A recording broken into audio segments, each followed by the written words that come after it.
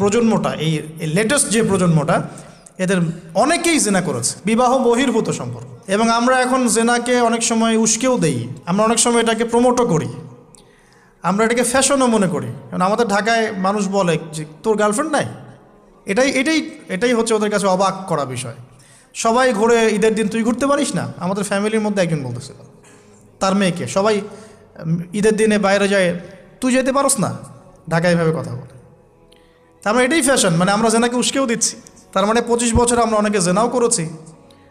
মাদকের সাথে সম্পৃক্ত কত পার্সেন্ট ইয়াং জেনারেশনে আমাদের দেশে? ক্যালকুলেট করেন, আপনি গুগল করেন, দেখেন কত পার্সেন্ট আমাদের দেশে মাদক সেবন করে।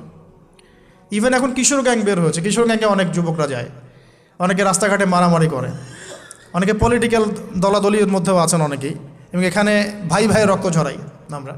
উভয় মুসলিম, কিন্তু উভয় মুসলিম, জুমার দিন একসাথে নামাজ পড়ে। তাহলে এটা